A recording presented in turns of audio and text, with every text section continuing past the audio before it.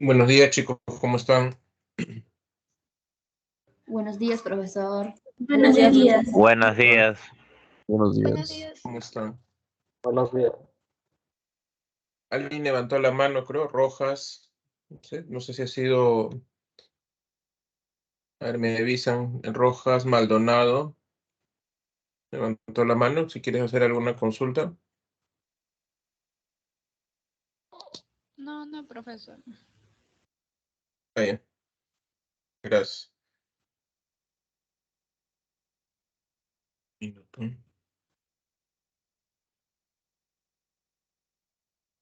Ya. A ver. Un minuto, chicos, ya estoy haciendo una captura de pantalla.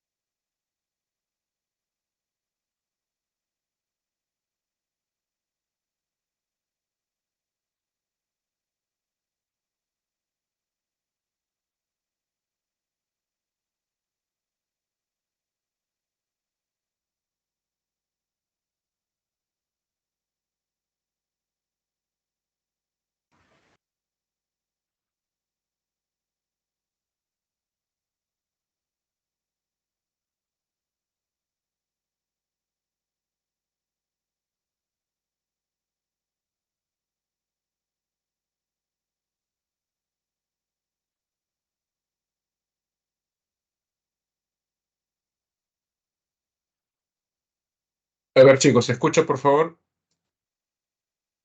Listo, comenzamos. Gracias.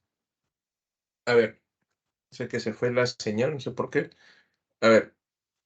Vamos a ver ahora los conceptos, bueno, bienvenidos al curso de literatura, ¿sí? Mi nombre es Johnny José Pacheco Quispe, soy docente de la Facultad de Letras en la Escuela de Literatura, también la maestría en el posgrado de la misma facultad, también dicto cursos en estudios generales, ¿no? De la universidad, y por supuesto en la pre ya tengo varios años enseñando, ¿no? Así que cualquier duda, por favor, me la pueden hacer llegar, ¿sí? Digamos, pueden alzar la mano, como hace un rato, ¿no? O de repente haciendo dejando la pregunta, igual me voy a fijar, digamos, para responderles, ¿no? Sobre ello, ¿no? Así que, bueno, bienvenidos al curso, al ciclo, ¿no? Esperemos que sea de mucho aprendizaje, ¿no? Y puedan, digamos, despejar las dudas que tengan, ¿sí? Bien, vamos a empezar. Ahora nos toca observar, digamos, primero algunas cuestiones básicas, conceptos básicos, digámoslo así, ¿no? Y luego entramos de lleno en lo que es la literatura, ya, digamos, llamada universal, donde vamos a ver a los griegos, la Ilíada, la Odisea, y luego entramos a lo que va a ser el teatro griego, ¿sí? Con los orígenes de la tragedia y Edipo Rey. Acá está lo que vamos a ver hoy día.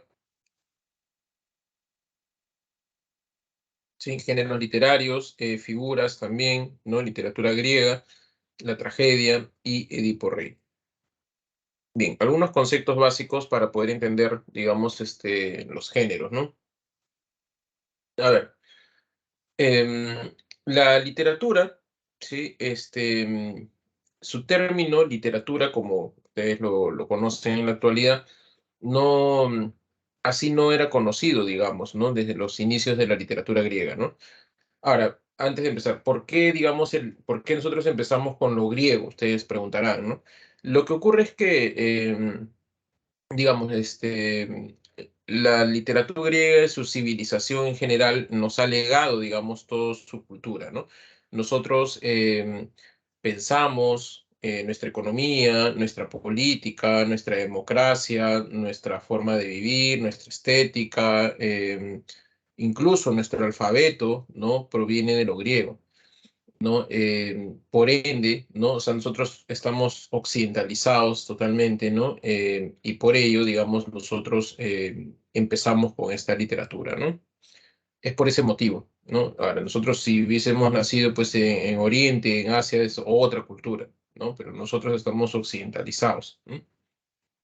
Bien, los griegos, ¿no? En el siglo V antes de Cristo, ¿no? Tienen un apogeo, ¿no? Económico, social, militar, ¿no?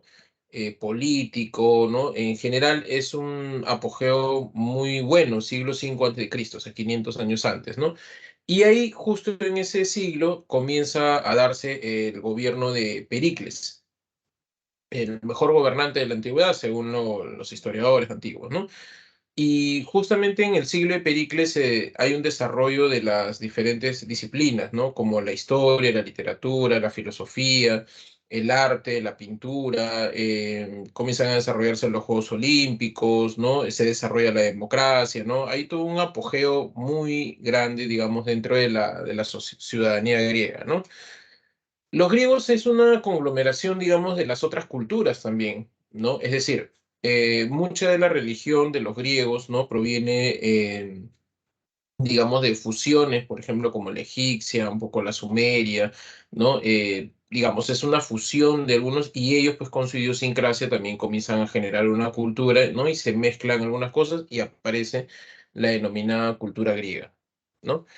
La cultura griega, ¿no? En esa época del siglo V, comienza, como está en un apogeo, lo que pasa es que los griegos, en ese año, digamos, ellos han ganado, ¿no? Las llamadas guerras médicas, ¿no? Es decir, las guerras entre los griegos y los medos persas, ¿no? Le ganan las guerras médicas y con ello va a generar, digamos, un apogeo de las llamadas polis griegas, ¿no? Que ya les voy a luego mencionar mejor, ¿eh?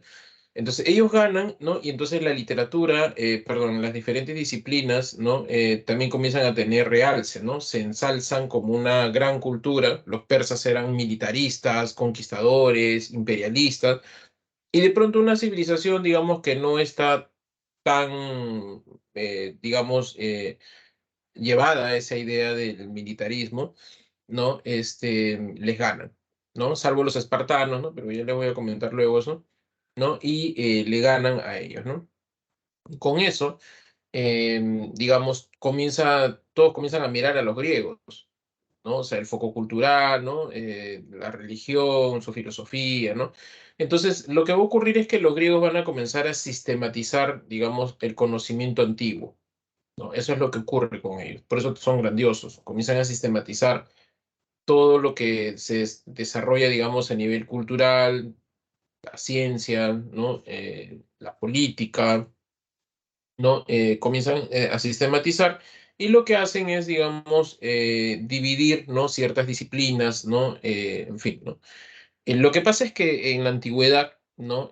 Por ejemplo, tú podías escribir un poema, ¿no? Y este poema, ¿no? A su vez, digamos, podía explicar el origen del mundo, ¿no? Es decir, también podía ser filosófico. Y en ese tiempo, cuando si tú escribías un poema de ese corte, los historiadores, ¿no? Digamos, de la época, nunca van a dudar de que eso sea mentira o mito o ficción. Lo creían como algo verdadero, ¿no? Entonces, digamos, ¿no? Ellos, tú explicabas el origen, digamos, con los dioses y ellos lo tomaban como si fuera verdad, ¿no? Nunca dudaban, digamos, de ese origen, ¿no? Entonces, tú, al final, tu poema, tu discurso era filosófico, explicaba el origen del mundo, era metafísico, era artístico, era histórico, ¿no? Todo era mezclado. No, no había esa diferenciación como ahora existe, filosofía, literatura, historia, ¿no? Científico, no, todo era una combinación, ¿no? Y entonces lo que hacen los griegos en ese momento, en el siglo V antes de Cristo, es que comienzan a sistematizar, ¿no? Las diferentes disciplinas y comienza a dividirse las disciplinas para nunca más volver a juntarse, ¿no? Es por ende que en esa época del siglo V aparecen los filósofos, Sócrates, Platón, Aristóteles, ¿no? Aparecen la historia propiamente, como Herodoto, por eso es el padre de la historia, ¿no? Ya no basado en la cuestión del mito, sino en el registro, digamos, de lo que él conoce y de lo que él recorre mediante sus viajes, y la literatura, ¿no? Que de alguna manera ficcionaliza algunas historias, ¿no? Que eran conocidas, ¿no? Entonces, de alguna manera, a partir de ese siglo es que comienza a sistematizarse, a aparecer los géneros literarios, a aparecer el término de literatura, los orígenes de la tragedia, ¿no? Etcétera. Justamente por esa época, ¿no? Literatura no existía, o sea, la palabra me refiero, ¿no? Sino que existía la palabra poesía, ¿no? Poesía, digamos, era el sinónimo de literatura, para que se entienda, ¿no? Poesía era el término, digamos, que en griego significaba creación. Poesía viene del griego antiguo poiesis. Poiesis significaba creación, ¿no? Entonces, digamos, ese era el término, ¿no? Entonces, poesía no era solamente a la persona que escribía en verso, sino que poesía era cualquier persona que creaba. Es decir, un pintor era un poeta, ¿no? Porque creaba cuadros, imágenes, ¿no? Un zapatero era poeta porque creaba zapatos, ¿no? Un carpintero era poeta porque creaba sillas, ¿no? Entonces, eso, digamos, era el poeta. No se remitía exactamente a la idea del poeta como en la actualidad nosotros conocemos, ¿no? Entonces, por eso, no sé si tú habrás escuchado de repente cuando estás leyendo de repente algún manual y te dicen el poeta trágico, ¿no? O el poeta lírico, hasta parecería redundante, ¿no? Poeta lírico, ¿no? El otro poeta trágico, poeta épico. Es que en realidad poeta significaba creador, ¿no? Entonces era un creador trágico, un creador lírico, ¿no? Entonces, eso, digamos, significaba poesía, creación, ¿no? Es por eso que en el siglo V, cuando se está sistematizando todo, ¿no? Aristóteles, ¿no? Publica un libro llamado Poética, ¿no? Poética significa estudio de la creación, ¿no? Entonces, dentro de ello es que él comienza justamente a explicar qué es la creación, ¿no? Qué características tiene esta creación, qué es lo que se desprende, digamos, de ello, ¿no? Y cuáles son sus rasgos más conocidos, ¿no? Porque Aristóteles no por nada es el maestro, el filósofo entre los filósofos, como le decían en la antigüedad, ¿no? Lo que pasa es que Aristóteles es el gran pensador que logra sistematizar toda la cultura, ¿no? O sea, él tiene la poética, tiene la metafísica, tiene la física, la lógica, o sea, él sistematizó todo, todo lo que se conoce, ¿no? Entonces, digamos, gracias a él es que se comienza también a dividir, ¿no? Ciertos aspectos, ¿no? Del conocimiento humano, ¿no? Recién con los romanos es que aparece la palabra literatura, ¿no? Porque literatura, digamos, lo que pasa es que en esta época, antes del siglo V, la literatura era oral, ¿no? Se transmitía a través de la palabra, ¿no? La memoria tenía mucha implicancia, ¿no? Pero cuando los romanos los invaden, ¿no? Ellos comienzan a escribir mucha eh, de las tradiciones, digamos, ¿no? De los griegos, ¿no? Entonces comienzan a escribir, comienzan a ponerle letra a lo que era oral, ¿no? Letra en latín es literae, ¿no? Y de ahí comienza a mencionarse el nombre literature, ¿no? Que era, digamos, escrito, ¿no? Y deviene la palabra literatura, ¿no? Más o menos esa es la derivación del vocablo, ¿no? Bien, como les comentaba, Aristóteles, ¿no? En el siglo V, cuando escribe la Poética, es un libro, digamos, parece un libro que, bueno, en la antigüedad se sabe que Aristóteles escribía pues grandes libros, ¿no? Y que para, digamos, para el público, sus alumnos, escribía como un resumen, ¿no? Muchos de los libros, los grandes libros que escribió Aristóteles se han perdido y lo que quedaba, digamos, era la divulgación, ¿no? Que la poética, al parecer, es un libro que quedó, digamos, de otro libro mayor, porque incluso más o menos se menciona en el libro, ¿no? Que hay cosas que él ha visto en otros textos, ¿no? En otro texto que no ha llegado, lamentablemente, ¿no? A nosotros. Pero bueno, dentro de ese libro que ha llegado, que es la poética, ¿no? Él hace dos cosas esencialmente, ¿no? Primero define o mejor dicho, tres. Define lo que es la creación, la poesía. Luego habla de los géneros literarios y por último habla de la tragedia griega, ¿no? Entonces, Dentro de lo que se menciona en este libro, ¿no? Habla de los llamados géneros literarios, ¿no? Los géneros literarios, y en la cual él divide, digamos, toda la creación en tres grandes ramas, ¿no? El género épico, el lírico y el género dramático. Estas son etiquetas, de alguna manera, para poder diferenciar las diferentes creaciones, porque, digamos, tú querías ser un creador, ¿no? Pero no sabías exactamente, de repente querías escribir una gran historia, de repente muy lírico. Entonces, ¿qué es tu texto? O sea, ¿una épica o es un poema propiamente, o sea, el género lírico? Entonces, justamente al leer el manual, tú de alguna manera sabías qué es lo que tenías que hacer, no qué rasgos, digamos, tenías que adoptar para que no se confunda, ¿no? Entonces, de alguna manera, la poética sirve para sistematizar, es como un manual de creación, ¿no? Entonces, eso existe, digamos, ¿no? Y desde la época de Aristóteles hasta la actualidad, ¿no? No, no se ha creado otro género, ¿no? Solo son los tres únicos géneros que existen hasta el día de hoy, ¿no? Este, y cada uno tiene sus características, ¿no? Por ejemplo, ¿no? En el caso del género épico, ¿no? Verdad, cada género de alguna manera responde a lo que se conocía en ese momento, ¿no? Ciertos rasgos, ciertas características de manera general, ¿no? Aparecen porque de alguna manera, ¿no? Están, digamos, acorde, digamos, a lo que hay, ¿no?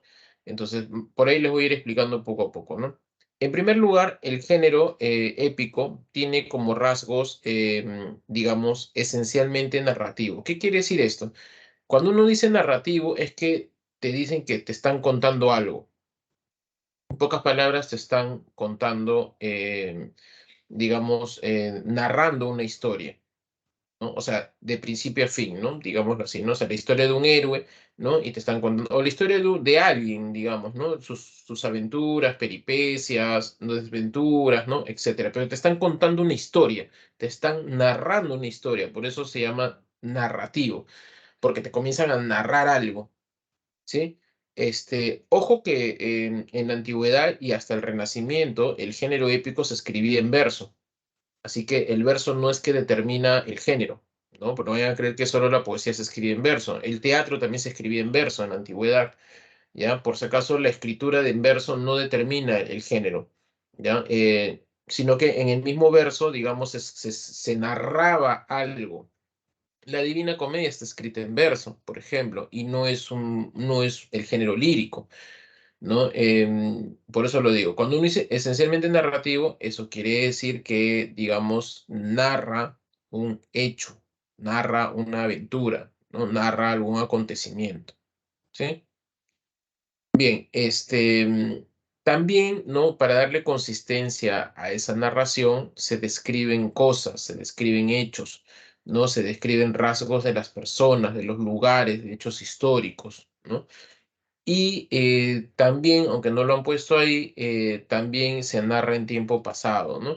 Em, Ojo que es de manera general, ¿no? Porque en la actualidad hay novelas que, por ejemplo, se narran en tiempo presente, ¿no? Incluso en tiempo futuro también, ¿no? O sea, ya ha cambiado eso, pero digamos, estamos hablando de rasgos generales de la antigüedad, ¿no? ¿Por qué? Por ejemplo, lo que pasa es que Aristóteles pone el ejemplo a partir de la Ilíada y la Odisea, ¿no? Recuerden que la Ilíada y la Odisea eran pues textos propiamente, digamos, em, ¿cómo podría decirlo, no? Era así como la Biblia, digamos, ¿no? La Ilíada y la Odisea te enseñaban a escribir, a expresarte, ¿no? A- te enseñaban, digamos, lenguaje con eso, ¿no? Te enseñaban a ser un ciudadano, a ser como los héroes, ¿no? A ser conquistadores, ¿no? Etcétera, ¿no? Entonces, utilizaban ello, ¿no? Entonces, por ejemplo, la guerra de Troya aproximadamente se desarrolló en el siglo XIII-XII, si es que existió la guerra, ¿no? Y recién en el siglo VIII, o sea, 400 años después, ¿no? Siglo VIII antes de Cristo, ¿no? Se comienza a, este, digamos, a cantar la guerra de Ilión, ¿no? Por Homero, si es que existió, ¿no? Entonces, si está cantando 400 años después, quiere decir que lo está cantando en tiempo pasado, ¿no? Sucedió algo en tiempo pasado. Por eso Aristóteles determina que este género se narra en tiempo pasado, ¿no? También, por ejemplo, la Eneida, ¿no? La Eneida sucedió, digamos, siglo XIII antes de Cristo y 1300 años después, Virgilio está cantando la Eneida, ¿no? Entonces, más o menos para que se entienda lo que estoy tratando de mencionar, ¿no? ¿Qué más? En este aspecto, digamos, ¿no? El género épico también es objetivo. ¿Qué quiere decir esto? Es objetivo porque, de alguna manera, ¿no? Objetivo es ser imparcial, ¿ya? Para que se entienda, es ser imparcial, ¿no? Es ser neutral, ¿no? Y esto también se entiende por lo que ocurría en ese momento, ¿no? Por ejemplo, em, Homero, ¿no? Por decirlo, Homero era un poeta, digamos, que pertenecía a una serie de poetas esclavos, ¿no? Ciegos. Por eso se llama Homero, Homerones. Homerones es el que no ve, ¿no? Este, mm, lo que pasa es que los griegos eran conquistadores, pues, ¿no? Entonces a veces conquistaba un territorio, ¿no? Y los hombres los ponían pues a trabajar en las chacras, digamos, ¿no? A hacer trabajos de mucha fuerza. Las mujeres tenían otro trabajo, ¿no? Y los niños y los ancianos normalmente estaban, digamos, para hacer trabajos bastante sencillos, ¿no? Al servicio a veces de los aristócratas griegos, ¿no? En los banquetes les servían el vino o cantaban, ¿no? Parece que Homero fue parte, digamos, de estos poetas esclavos, ¿no? Entonces, si él perteneció a ello, digamos, ¿no? Si él está cantando, digamos, la guerra de Troya, ¿no? O sea, él está cantando para gente que conquistó su pueblo. Él no puede criticar a los griegos, ¿no? ¿Se entiende, no? Porque si critica lo matan, ¿no? O lo torturan. Pero tampoco puede hablar bien de un pueblo conquistado porque si no también lo pueden matar o lo pueden torturar, ¿no? O sea, mejor no elogio al pueblo conquistado y tampoco quiero elogiar pues al pueblo que conquistó mi cultura, ¿no? Entonces, ¿qué hago? Me pongo neutral, pues, ¿no? ¿No? O sea, canto de manera objetiva, imparcial, ¿no? Los hechos, ¿no? Y es ahí que justamente Aristóteles determina que este texto, este género es objetivo, ¿no? Imparcial, neutral. Ahí vamos a encontrar, digamos, diferentes especies literarias, ¿no? Como la epopeya, ¿no? Por ejemplo, la epopeya, ¿no? Se produce al principio en el origen del mundo. Estas epopeyas, digamos, su característica general es explicar el origen del mundo, así, ¿no? Está el Génesis, por ejemplo, es una epopeya, ¿no? Que explica el origen del mundo, Adán y Eva, el Bhagavad Gita, ¿no? La guerra de los dioses, el Ramayana, ¿no? Por ejemplo, la Teogonía de Siodo, el poema de Gilgamesh, ¿no? Entre otros textos, ¿sí? Luego, ya en la Edad Media, la epopeya evoluciona al llamado cantar de gesta. El cantar de gesta es hecho por gente popular, gente del pueblo, que canta las hazañas de héroes populares, ¿no? Y el cantar de gesta no te explica el origen del mundo porque ya se explicó. Lo que hace el cantar de gesta es explicar la gestación, por eso se llama cantar de gesta, la gestación de las nuevas naciones, de las nuevas sociedades. La Edad Media es una época muy convulsa de invasiones, de creación de países, ¿no? De desaparición de algunas culturas, reinos, ¿no? Entonces, eso es la Edad Media, es la gestación de las nuevas sociedades, ¿no? Es así que, por ejemplo, el poema mío sí, ¿no? Es un cantar de gestas, porque de alguna manera te explica lo que va a ser luego el origen del reino de España, ¿no? Luego, por ejemplo, en el reino de Carlomagno, ¿no? En el Imperio Carolingio, se canta, ¿no? La derrota de Carlomagno en Roncesvalles, ¿no? Con la muerte de su sobrino Roldán. ¿no? El cantar de Roldán, ¿no? De alguna manera es, digamos, la semilla de lo que luego va a ser Francia, ¿no? Los Nibelungos, ¿no? Con el mito de Siegfried, ¿no? Y el anillo del Nibelungo, Brunilda, Crimilda, ¿no? Explica un poco el origen germánico, digamos, ¿no? En el siglo XIX, los alemanes, cuando se reunifican, ¿no? Toman el mito de Siegfried, ¿no? Como el, digamos, que toda su civilización se deriva de este mito del Nibelungo, ¿no?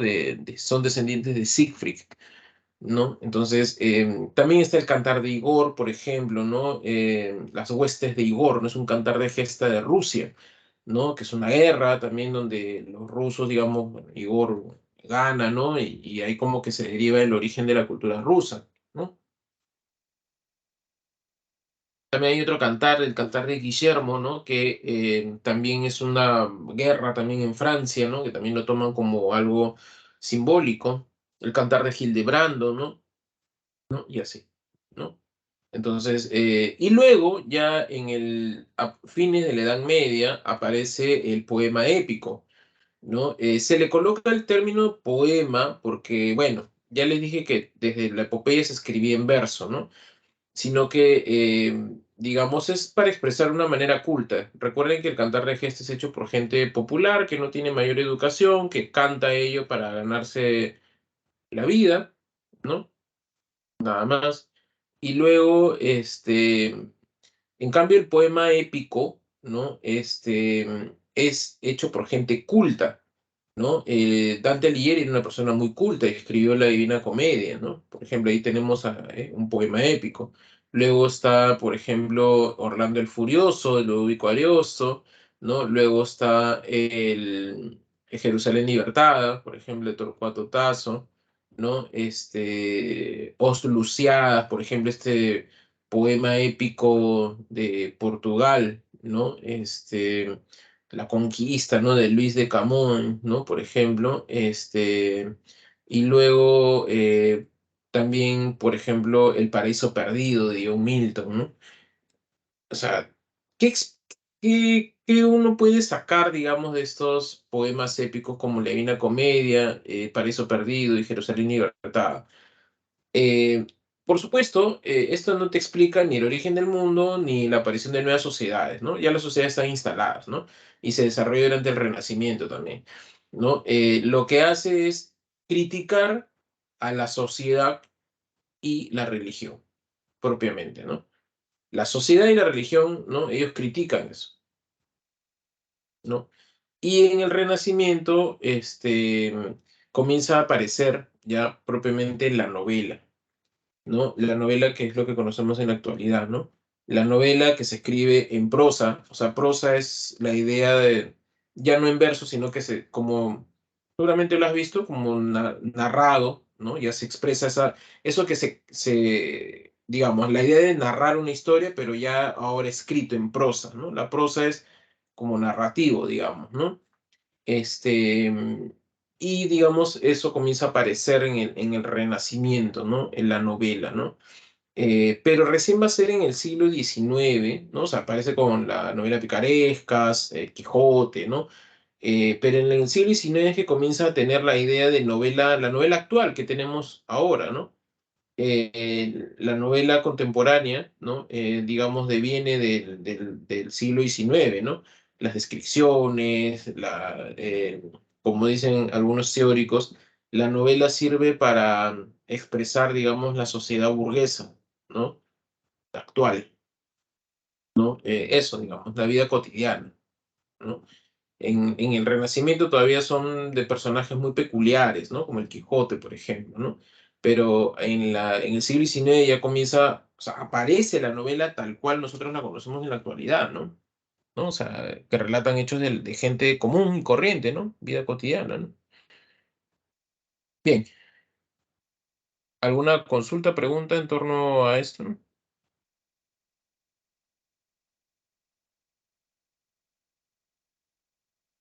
Bien, continuemos entonces. Gracias. El género lírico, ¿no? Es más bien todo lo contrario del género épico. El género lírico es propiamente la poesía, ¿no? Lo que tú conoces en la actualidad como poesía, ¿no? El género lírico se expresa, digamos, expresa los sentimientos de las personas, ¿no? El género lírico es subjetivo, ¿no? ¿Por qué? Lo que pasa es que subjetivo es lo contrario del otro, ¿no? O sea, este es más bien ser parcializado. Ser subjetivo es estar parcializado. ¿Por qué? Lo que pasa es que el poeta o la poeta, cuando tiene una emoción, digamos, lo puede expresar. Esa emoción puede ser verdadera o falsa, ¿no? Por ejemplo, el poeta puede estar enamorado y comienza a escribir poemas. El poeta puede de repente haber sufrido la pérdida de algún familiar, amigo, ¿no? Y comienza a escribir poemas fúnebres, las elegías. Puede admirar a alguien y puede de repente escribir una oda, o sea, digamos, un poema de elogio. De repente puede, no sé, quiere burlarse de la gente, y entonces puede escribir sainetes, por ejemplo, ¿no? O sátiras, ¿no? Como ocurre con Juan del Valle y Cabies aquí en la colonia, ¿no? Que escribe El diente del Parnaso, ¿no? Que es un texto que se burla, digamos, de los médicos, por ejemplo, ¿no?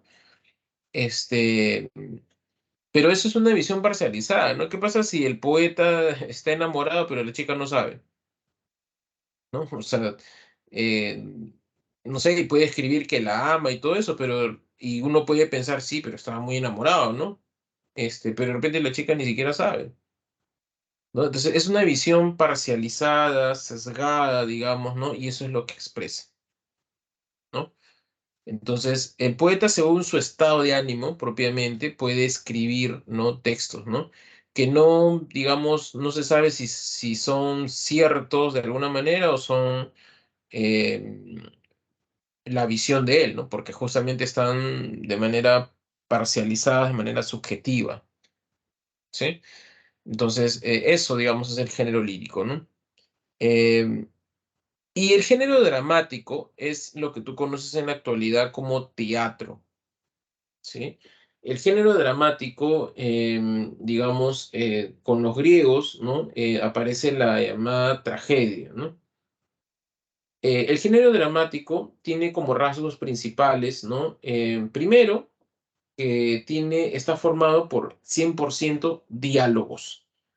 En el género dramático acá tú no encuentras descripciones como hay en el género épico, o sea, no hay un narrador, digámoslo así, ¿no? Que te comienza a describir cosas, hechos, personas.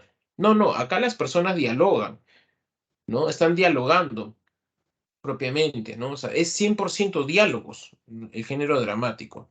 No vas a encontrar un narrador que tal vez te explique, te describe el contexto, no, acá los mismos personajes son los que están dialogando, parlamentando los hechos, ¿no? Sus acciones, ¿no? También otro rasgo del género dramático es el movimiento. Los actores dentro del escenario se están moviendo siempre, incluso hasta para entrar y salir, porque en el teatro, ¿no? El actor habla algo, termina su escena y se retira. Ya con eso se está moviendo, pues, y entra el otro actor, ¿no? Entonces se caracteriza por el movimiento, ¿no?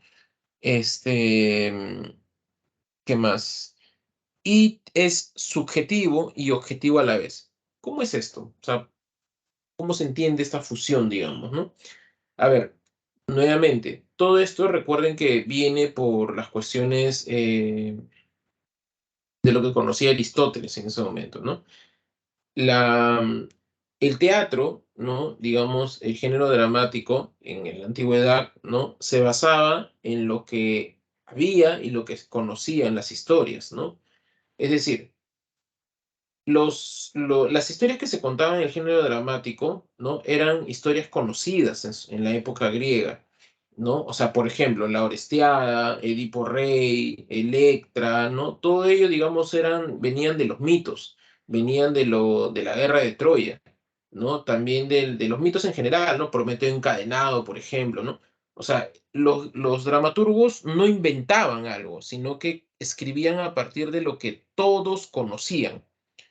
Eso es ser objetivo. O sea, ellos no te están inventando una historia, no le van a cambiar el final a algo, ¿no? O sea, por ejemplo, quiero contar la muerte de Ifigenia, la hija de Agamenón, ¿no? En el mito se sabe que Ifigenia, ¿no? Agamenón se va a ir a la guerra de Troya, pero los dioses le piden que sacrifique a su hija para que él pueda obtener la victoria, ¿no? Entonces él hace caso y la mata a Ifigenia, ¿no? Sacrifica a su hija. Eso todos lo conocían, ese es el mito. Yo soy un dramaturgo, tomo esa historia, yo no le puedo cambiar el final, pues. O sea, es una historia que todo el mundo conoce. No sé si me dejo entender. Eso es ser objetivo, ¿no? O sea, yo no voy a cambiar, digamos, la historia, ni el final, ni nada de esas cosas, ni le voy a inventar personajes, nada, ¿no? Todo el mundo sabía eso, ¿no? Eso es ser objetivo. Pero es objetivo a la vez, porque ya, yo no puedo cambiar la historia, ¿no? Pero sí puedo ponerle mi propio punto de vista, ¿no? O sea, de repente yo puedo tomar mayor atención a ciertos personajes y a partir de ahí hago la tragedia. Ejemplo. Esquilo escribe esta trilogía que ha sobrevivido felizmente, ¿no? La Orestiada, ¿no? La Orestiada en la segunda parte, llamada Coéforas, ¿no? A ver, más o menos para los que no conocen muy bien este texto, ¿no? La Orestiada es la historia del retorno de Agamenón y este es asesinado por su esposa Clitemnestra, ¿no? Luego su hijo Orestes, ¿no? Mata a su madre Clitemnestra, ¿no? Y luego él es absuelto por los dioses Apolo y Atenea, ¿no? Cuando él mata a su madre, por ejemplo, en el caso de Esquilo, ¿no?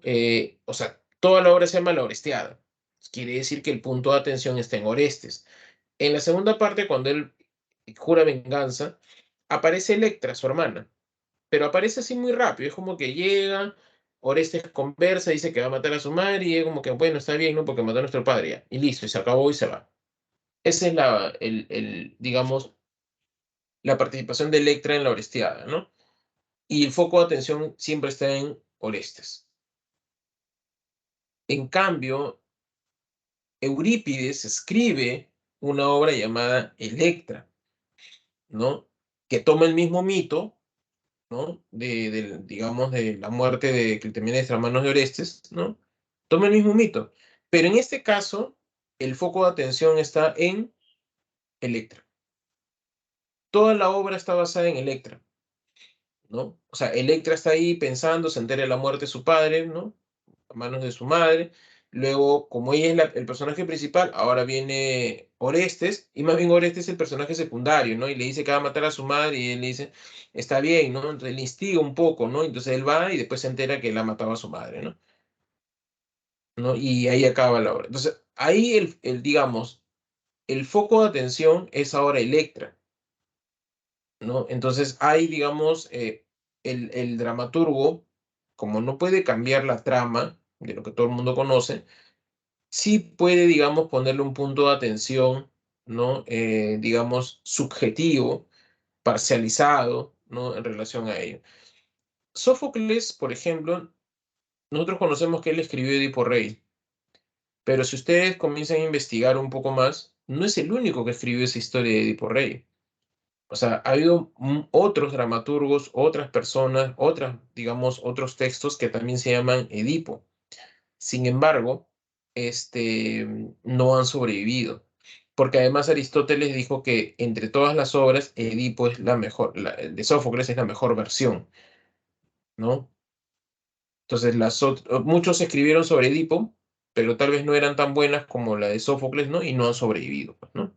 ¿Cuáles eran los puntos de vista? No lo sabemos, ¿no? No lo sabemos, ¿no? Hay por ahí me acuerdo que vi que había una obra, por ejemplo, llamada Yocasta, ¿no? O sea, nosotros sabemos cómo murió Yocasta y esa obra estaba basada en esa parte, pero no ha sobrevivido, ¿no? Bien, eso digamos serían los géneros, ¿no? Y acá está la tragedia y la comedia, ¿no? ¿Alguna consulta, alguna duda, por favor? ¿Todo está claro, chicos, chicas? Sí. Muy bien. Sí, profesor. Ahora, gracias. Vamos a ver ahora lo que corresponde a lo que son las figuras literarias, ¿no? En el caso de las figuras literarias, ¿no?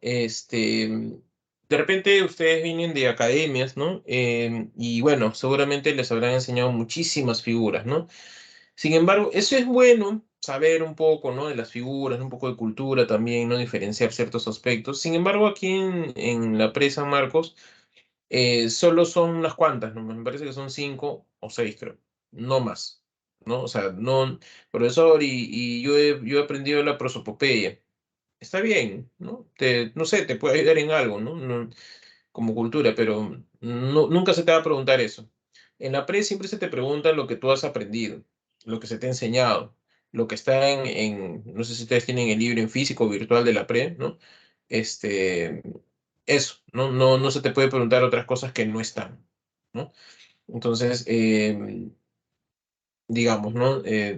Profesor, y la epífora, ahí me enseñaron. Está bien, si lo sabes bien, ¿no? Pero no, acá por lo menos para el examen, ¿no? De admisión y los exámenes del ciclo, o sea, tampoco te van a preguntar eso, ¿sí? Bien, en primer lugar tenemos a la metáfora, ¿no? ¿Qué significa una figura literaria? Una figura literaria, digamos, sirve para expresar, ¿no? O sea, cómo concebimos el mundo, ¿no? ¿No? Ese es, digamos, el uso de una figura literaria, ¿no? El poeta expresa una manera, digamos, ¿no? De concebir el mundo y así lo va a expresar, ¿no? Porque así lo piensa, ¿no? Las figuras literarias tienen esa función, ¿no? Este, mm, por ejemplo, si una persona dice, la ciudad es una jungla, entonces quiere decir que esta persona está pensando de que la vida es una idea de sobrevivir en medio de, no sé, de leones, ¿no? O sea, sobrevivir, competencia, ¿no? Algo así, ¿no? De repente otra persona te puede decir, no, la vida es esperanza. Entonces esta persona más bien no ve la vida como una lucha ni nada de esas cosas, ¿no? Ve simplemente como un lugar, digamos, ¿no? O sea, la idea de la vida, ¿no? Como algo de siempre, algo positivo, ¿no? Por ejemplo, ¿no? Entonces, para eso se utilizan las figuras literarias, ¿no? La primera figura es la metáfora, ¿no? En la metáfora hay dos tipos de fórmulas, por decirlo de alguna manera. La fórmula A es B, A en vez de B, ¿no? La primera, A es B, ¿no? Es bastante sencilla porque utiliza el verbo copulativo, ¿no? El verbo ser o estar que permite la transformación de un elemento en otro. La metáfora se define como la transformación de un elemento en otro. Transforma un elemento en otro. El poeta concibe que este elemento A se transformó o es un elemento B. Eso es, digamos, la metáfora, ¿no? Y lo vas a sacar por el verbo, ¿no? En este caso, A es B, acá está en plural. Nuestras vidas son los ríos, ¿no? Está, digamos, ¿no? En plural, pero al final es un verbo ser, estar, ¿no? En este caso, el poeta concibe, ¿no? Que las vidas, nuestras vidas, son ríos, ¿no? O sea, son ríos, digamos, ¿no? O sea, él ya dejó de verle que la vida es simplemente una vida, no que la vida ahora es un río, ¿sí? Eso, digamos, ¿no? ¿Qué más? Por ejemplo, hace 13 años ya, ¿no? En un examen del ciclo ordinario de la tercer examen, recuerdo, preguntaron una figura, ¿no? Pusieron un verso de Javier Heró, ¿no? El poeta de la generación del 60, y decía, mi vida es una, no, perdón, mi casa es una manzana. Y preguntaban qué figura literaria hay. Porque recuerda que en la pre te preguntan qué figuras hay, no te están pidiendo una explicación, qué significa, qué se interpreta, nada. Te están preguntando específicamente qué figura hay. Lo que tú tienes que hacer es no buscar una interpretación, porque a veces también hay chicos, chicas que dan, pero no entiendo qué significa esto. No te están preguntando qué significa, te están preguntando simplemente qué se aplicó para hacer ello, ¿no? Entonces, mi casa es una manzana, ¿no? Pero decían, ¿qué figura literaria hay? Mi casa, o sea, el poeta ve que su casa, ¿no? Se ha transformado en un elemento B, que es una manzana. ¿Por qué lo hizo? No nos interesa. Simplemente lo que te están preguntando es, ¿qué figura hay? Mi casa es una manzana, ¿no? Mi mesa es un caballo. La mesa se ha convertido en un caballo, ¿no? Entonces, eso, ¿no? Ahora, eso creo que me parece bastante sencillo por el verbo copulativo, ¿no? En el caso siguiente, A en vez de B, ya ahí sí resulta un poco más difícil a veces de entender porque eso puede, primero, necesita un poquito de tu bagaje cultural, ¿no? Eso siempre hay que tenerlo claro, necesita un poquito de bagaje cultural. Este, porque el poeta asume que tú ya sabes ciertas metáforas. Por ejemplo, aquí en el segundo caso ya se ha obviado, digamos, información. Por ejemplo, ¿no? Eh, tú sabes que a los dientes, ¿no? En la poesía se le llama perlas.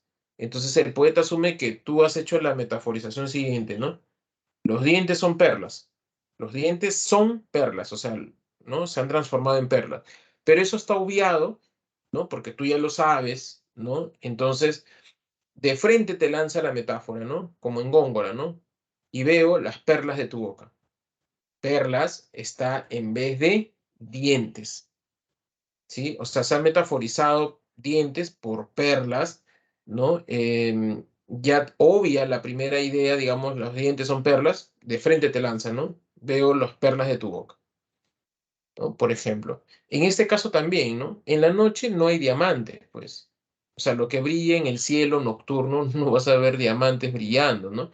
Lo que hay son, digamos, estrellas que brillan, ¿no?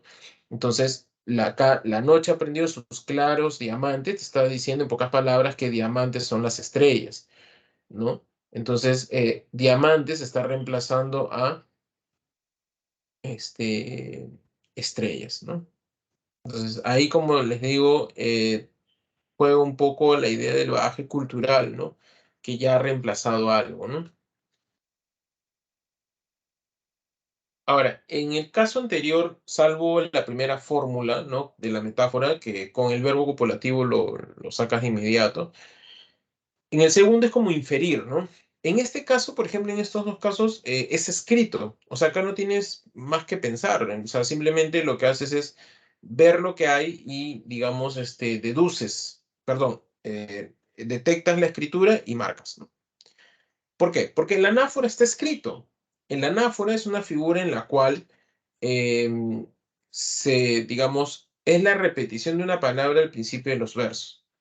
¿Qué quiere decir esto? Si tú ves un ejercicio de 3, 4 versos y no ves ninguna repetición al principio de los versos, de ninguna palabra, entonces automáticamente no es una anáfora. Para que haya una anáfora, mínimo te tienen que colocar dos versos. En el verso de Ero que les mencioné hace un rato, solo es un verso. Mi casa es una manzana. Tú no puedes decir ahí que es una anáfora. Solo colocaron ese verso. Un verso. Automáticamente descartas la anáfora.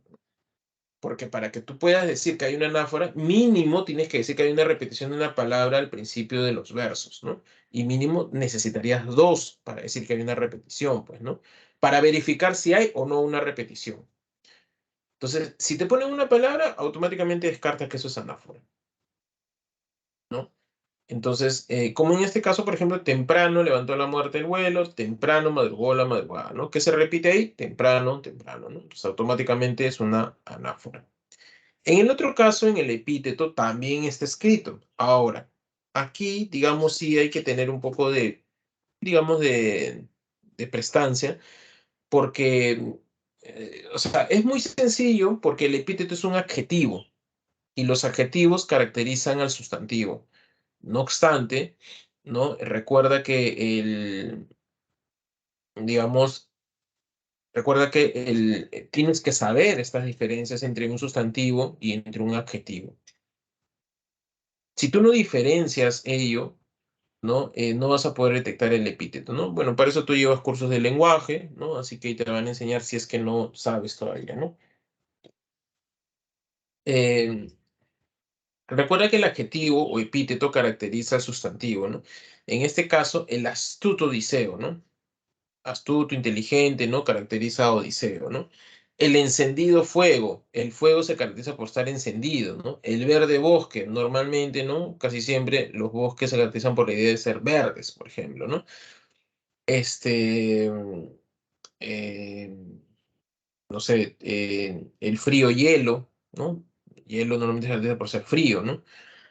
Pero también hay otro tipo de epíteto, ¿no? Que es la llamada aposición, que también te enseñan eso en lenguaje, ¿no? La aposición siempre va entre comas y se caracteriza por ser, digamos, una cualidad característica de el sustantivo, ¿no? Homero utiliza muchos epítetos, aposiciones, ¿no? Por ejemplo, él siempre menciona Hera, la diosa de los nívedos brazos, Aquiles, el de los pies ligeros, la Aurora, la de rosáceos pies, ¿no?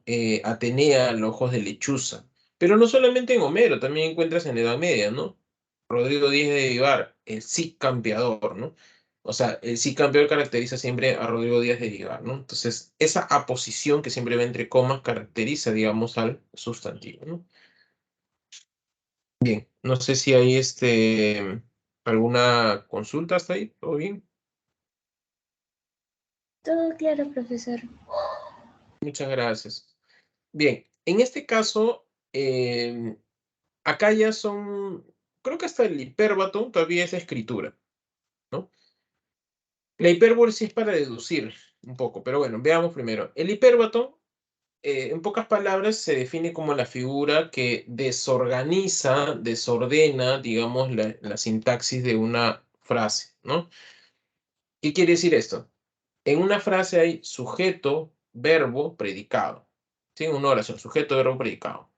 Nosotros hablamos así, ¿no? Juan compra pan. Juan va al mercado, ¿no? Nosotros no hablamos, o sea, puedes decirlo, pero no hablamos así. Al mercado va Juan, o al mercado Juan va. No hablan, no hablamos así, ¿no? Al mercado compra pan Juan. Nosotros no hablamos, normalmente vamos, nosotros decimos Juan compra pan en el mercado, ¿no? Normalmente hablamos de esa manera, sujeto, verbo, predicado. Cuando tú desorganizas eso, si el sujeto verbo predicado, por ejemplo, pones primero mercado, luego sujeto y luego el verbo, o el verbo al inicio y luego el sujeto y predicado, o verbo, predicado y sujeto, ya ahí todo se desorganiza. Basta que uno de esos tres elementos, sujeto, verbo, predicado, en ese orden, se desorganiza, ya simplemente ya hay un hipérbato. ¿Ya? ¿Por qué se utiliza esta figura? A veces para resaltar, ¿no? Para una imagen, para provocar otro sonido, ¿no? Pero aquí otra vez lenguaje, ¿no? Tienes tú que saber detectar primero qué es un verbo y ver cómo está colocado, ¿no? Sujeto, verbo, predicado. Otra vez curso de lenguaje, ¿no? Para que tú puedas responder este tipo de preguntas, ¿no? Por ejemplo, en este verso de Becker, del salón en el ángulo oscuro de su dueña tal vez olvidada, silenciosa y cubierta de polvo, veías el arpa. Acá indudablemente hay un hiperbatón porque primero está el predicado, luego el verbo y por último el sujeto, ¿no? Por ejemplo, el sujeto es el arpa y luego el verbo veíase. El arpa veíase, ¿no? En el ángulo, incluso el predicado también está desordenado. El arpa veíase silenciosa y cubierta de polvo en el ángulo oscuro, tal vez olvidada en el ángulo oscuro del salón, tal vez olvidada de su dueña, ¿no? Algo más o menos por ahí, ¿no? ¿No? Entonces hay bastante desorden, digamos, ¿no? Pero eso le da mucho realce. Profesor, una pregunta. ¿También se puede Sí, reconocer al empezarse con una preposición? no, porque puede ser que se inicie de repente con el verbo y el verbo no tiene preposición. ¿No? No es algo que se cumpla, digamos, ¿no? Ujú. Por ejemplo, en el otro verso de Becker, volverán las oscuras golondrinas a tu balcón sus nidos a colgar. Por ejemplo, ahí no inicia con una preposición, ¿no? O sea, inicia más bien con el verbo, volverán las oscuras golondrinas a tu balcón sus nidos a colgar, ¿no? ¿No? Entonces no es una característica, ¿no? Por Ok, eso profesor, gracias. no te preocupes. Por eso les decía, traten primero, creo, de identificar el verbo. Otra vez lenguaje, ¿no? De identificar el verbo, el sujeto, y ahí con todo eso ya más o menos sacan cuál es el predicado y ven el orden que se está estableciendo, ¿no? Bien. Luego está la hipérbole. La hipérbole muchas veces se confunde, o lo confunden, digamos, ¿no? No es que, no, porque no son figuras iguales, ¿no? Los alumnos o alumnas confunden hipérbole con metáfora, pero no tiene nada que ver, porque ya les dije que la metáfora transforma un elemento en otro. En cambio, la hipérbole no transforma ningún elemento en nada. Lo que hace la hipérbole es más bien exagerar. La hipérbole es una exageración. Exagera un elemento, pero no lo transforma en otro. Exagera ese elemento, lo pone muy superlativo, ¿no? Entonces, eso, digamos, es la hipérbole, ¿no? Exagera, digamos, ¿no? El elemento, ¿no? No transforma nada en otra cosa, ¿no? Entonces, por ejemplo, no hay extensión más grande que mi herida.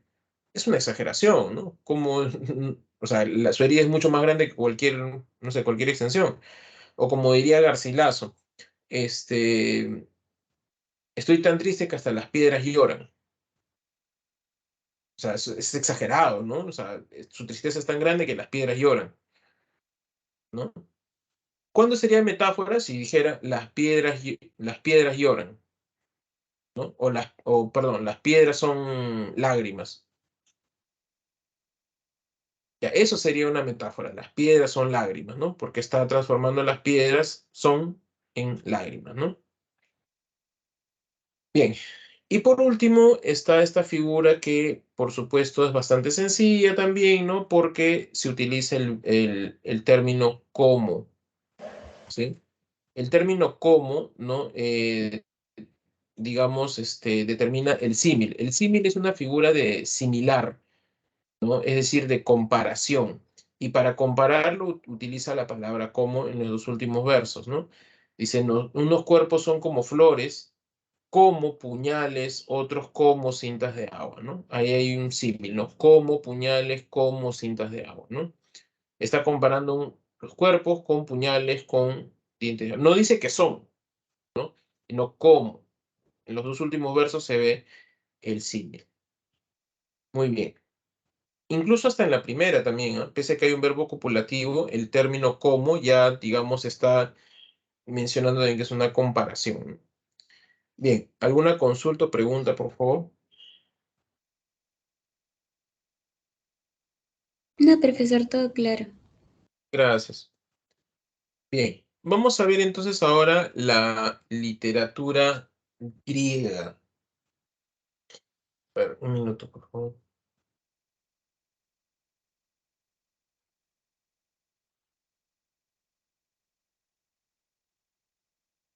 A ver, en el caso de los griegos, en el caso de literatura griega, hay ya les mencioné que la literatura griega es universal, nosotros somos occidentalizados, ¿no? Es formativa, o sea, forma nuestra sociedad actual, ¿no? Tanto la Ilíada y la Odisea han dado ríos de creación, o sea, ¿no? Caudales, ¿no? A partir de la Ilíada y la Odisea se han hecho muchas obras, pinturas, han filosofado sobre ello, ¿no? Etcétera. Teatro, ¿no? O sea, realmente esta historia de la guerra de Ilión ha marcado muchísimo, digamos, toda Europa, ¿no? A ver, según el mapa que ustedes ven ahí, les había mencionado que los griegos en el siglo V se habían convertido en la gran cultura, ¿no? Para este lado, ¿no? Está el Asia Menor, ¿no? Y bueno, como era la gran cultura, todos querían ser parte, pues, ¿no? De los griegos, ¿no? Pero los griegos, pues, ustedes saben que, por historia, ¿no? Que los griegos, no cualquiera era griego, ¿no? O sea, los griegos se dedicaron a todo eso porque no hacían nada. O sea, ¿por qué?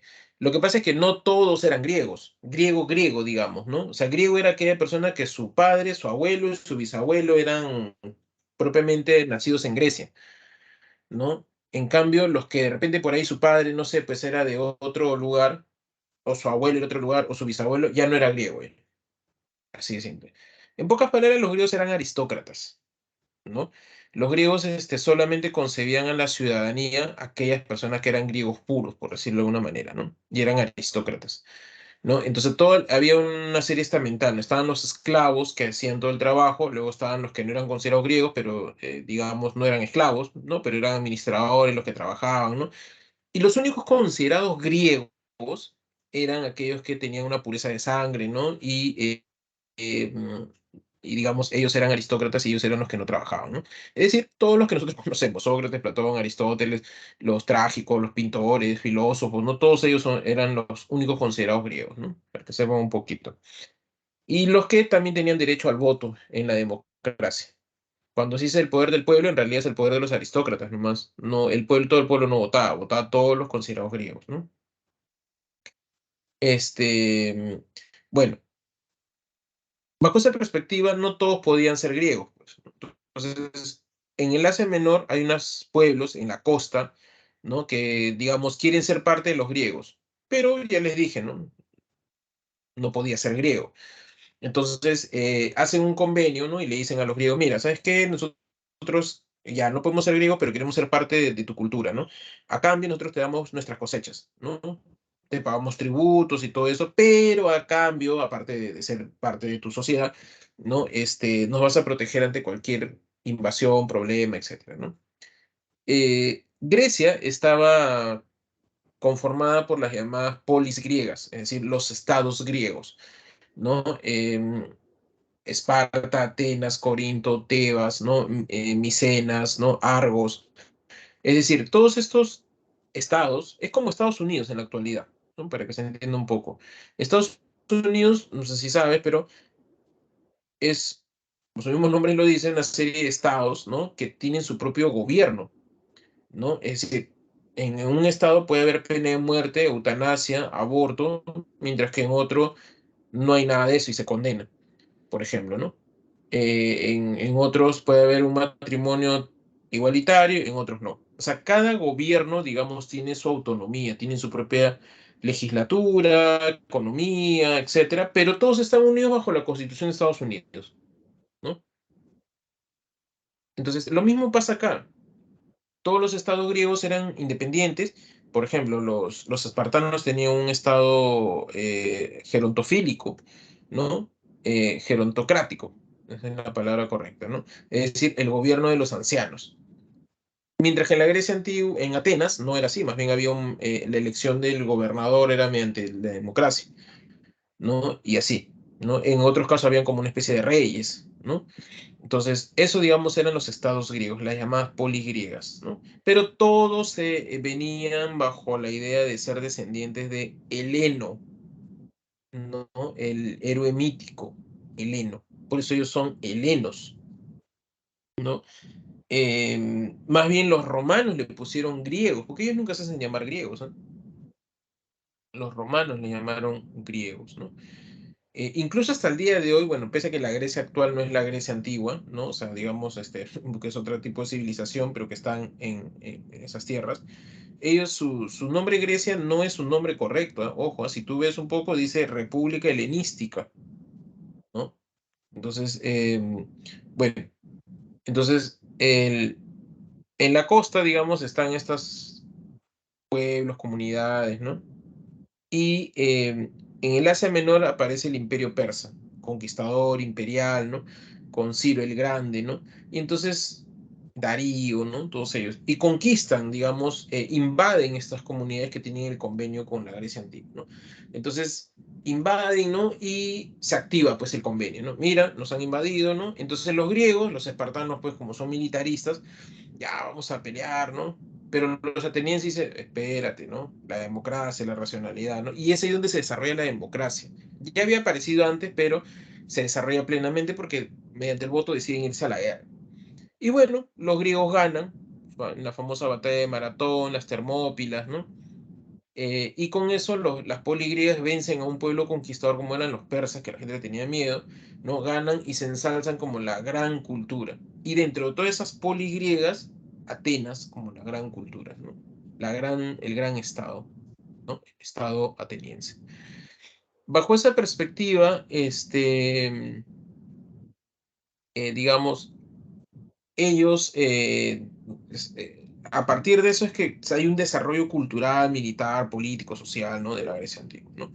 Como, y entonces, para valorar, digamos, todo lo que han ganado, ¿no? Es que Pericles, ¿no? Para ensalzar la grandeza de ellos, es que comienzan a recopilar la información, su tradición antes de que se pierda. ¿no? ¿Cuál era la tradición que los había formado como héroes, como grandes luchadores, ¿no? Como ideales, ¿no? Todo ello, la Ilíada y la Odisea. Todos querían ser como Aquiles, como el astuto Odiseo, por ejemplo, ¿no? Entonces, la Ilíada y la Odisea era algo que se transmitía a través de la palabra, memoria, oralidad, ¿no? Entonces ellos, para que no se pierda, comienzan a escribirlo. Los escribidores comienzan a escribir y, ¿no? Transcribir, digamos, la Ilíada y la Odisea, ¿no? En el siglo V, ¿no? Entonces se guardan y gracias a eso es que ha sobrevivido la Ilíada y la Odisea. Si hubiese sido de manera oral, ¿no? No hubiese sobrevivido, se hubiese perdido, así como muchas historias han perdido, ¿no? La Ilíada y la Odisea se desarrolla en una edad heroica, ¿no? Heroica se conoce porque está llena de héroes, por eso es heroica, ¿no? Una edad heroica, una edad, digamos, donde habitan los héroes, donde conviven con los dioses aparecen, se comunican con los héroes, ¿no? Y hay algo que es muy trascendental, la idea del destino, el destino que se impone, ¿no? A los griegos, que ellos no pueden hacer nada contra ese destino. Si el destino te dice que tú vas a morir en el campo de batalla, vas a morir en el campo de batalla, no lo puedes. Ahí viene la heroicidad del héroe, ¿no? La fatalidad del héroe, ¿no? Entonces, tiene como fondo común la guerra de Troya. Este, Luego, pertenecen a un mundo aristocrático. O sea, los personajes de la Ilíada y la Odisea todos son reyes, ¿ah? Aquiles es rey de los Mirmidones, Odiseo es rey de Ítaca, Agamenón es rey de Argos, Menelao es rey de Esparta, ¿no? Y así, ¿no? Todos son reyes. Ajax, Néstor, ¿no? El rey Príamo, ¿no? Por ejemplo, ¿no? La figura que más destaca es el epíteto, ¿no? Y el verso es el hexámetro, es una forma de recordar, ¿no? Una memoria, memorísticamente, ¿no? La métrica del hexámetro. Y ambas obras, la Ilíada y la Odisea, están en 24 cantos o 24 partes. ¿Sí? Bien. La Ilíada. A ver, la guerra de Troya, no hay ninguna prueba arqueológica que pueda decirse de que haya existido la guerra de Troya. Ninguna. No hay ninguna prueba. Al parecer, de repente se especula que sí existió una guerra, pero no como la cuenta Homero, ni siquiera el caballo de Troya. Incluso en la actualidad se piensa que el caballo de Troya es una gran metáfora de un terremoto. ¿Por qué? Lo que pasa es que en la imagen, digamos que conocemos, ¿no? Cuando van a hacer pasar el caballo de Troya, los troyanos dudan un poquito de ello, piensan que es una trampa y aparece la serpiente de Poseidón, ¿no? Y eso como que les demuestra a ellos que los dioses están diciendo, oye, esto es seguro, ¿no? Y estoy diciendo, ¿y eso qué tiene que ver? Lo que pasa es que los terremotos están asociados a Poseidón. Poseidón es el dios del mar. Poseidón en la mitología, él es el dios del mar y dice que salía con sus caballos, pues el caballo de Troya, salía con sus caballos y cuando él salía, digamos, a pasear por la tierra, el movimiento de los caballos generaba terremotos, ¿no? Y el caballo de Troya, caballo Poseidón, la serpiente que le dice a los troyanos que, ¿no? que entren, entonces se asocia de que realmente fue un terremoto lo que ocasionó, digamos, que se destruyeran las murallas y por eso entraron los griegos. Pero es una especulación, tampoco es que se sabe, ¿no? Profesor y Schliemann que encontró ¿no? en la ciudad de Troya. Bueno, te contaré un poquito, ¿no? La ciudad que encuentra Schliemann, en realidad, lo que él encontró ni siquiera pertenecía a la edad de la supuestamente Troya homérica, ¿no? No, no, no tiene nada que ver. O sea, digamos, ¿no? O sea, la ciudad troyana que encontró Schliemann es 700 años después, supuestamente, de la guerra troyana. Profesor, pero ahí está, pues es Troya. Ahí yo te pregunto, si tú eres un viajero en el tiempo, digamos, tú encuentras la Lima de ahora, 2023, ¿tú crees que es la misma Lima del 1300? Creo que no, ¿no? Entonces no es lo mismo, pues no es la misma cultura, ¿no?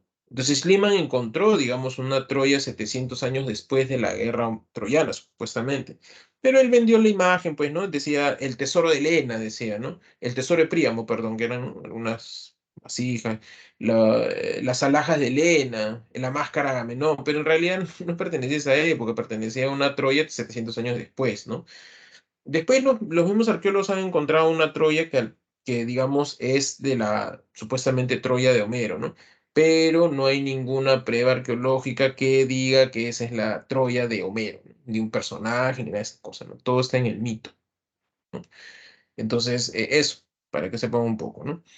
Bueno, la Ilíada es del género épico, especie epopeya, ¿no? Y la Ilíada inicia, ¿no? Inicia con el arrebato de la esclava Briseida, ¿no? Agamenón le arrebata a su esclava a Aquiles, esta esclava se llamaba Briseida, ¿no? Lo que pasa es que Agamenón era un poco soberbio, ¿no? Y él quería ser el rey entre los reyes ahí en la guerra, ¿no? Han pasado 10 largos años de la guerra de Troya, se ha desatado por el rapto de Helena, ¿no? Y ya después de 10 años, está en el último año, en los últimos 51 días, y lo que tratan de hacer es, se pelean entre ellos, ¿no? O sea, Agamenón le quita a su esclava y Aquiles se encoleriza, y por eso el tema de la Ilíada es la cólera de Aquiles, ¿no? Y sus funestas consecuencias. No hay las cóleras, no hay dos, tres cóleras, como a veces se cree. Profesor, pero a mí me han dicho que cuando muere Patroclo, Aquiles ya está molesto desde el inicio. Por eso el tema es la cólera, en singular, la cólera. No hay dos cóleras, ¿ah? Es una sola. Digamos que Aquiles que Agamenón, ¿no? Le quita su esclava a Aquiles y por ende se encoleriza, ¿no? Eh, y digamos con ello, ¿no? Aquiles se retira de las embarcaciones que estaban en las playas, ¿no? Y entonces Héctor, el de tremolante casco, al ver que no está Aquiles, rey de los Mirmidones, ¿no? Recuerden que Aquiles es un semidivino, ¿no? Porque él es hijo de una Nereida, una deidad del mar, y un mortal como es Peleo, ¿no? Entonces, perdón, Héctor sale y comienza a derrotar a los griegos, comienza a matar mucha gente, ¿no? Y arrincona todo digamos, el ejército griego hacia las embarcaciones en las playas. Están a punto de perder la guerra luego de 10 años. Todo por la cólera de Aquiles, ¿no? Eh, entonces, al ver que están perdiendo, le devuelven su esclava, ¿no? Y Agamenón, Menelao, Odiseo, Néstor, Ajax, hacen la famosa embajada. Van hacia la embarcación de Aquiles y le dicen que por favor retorne al campo de batalla. Aquiles, cuando uno lee la Ilíada, uno se muestra, pues, uno ve que Aquiles se muestra como prácticamente un niño arrebatado que no quiere, pues, ¿no? Caprichoso porque le devuelven a su esclava, le piden disculpas y no quiere regresar. Entonces, pero su bien amado Patroclo le dice que él quiere retornar, ¿no? Porque están perdiendo y no quiere ver esa situación.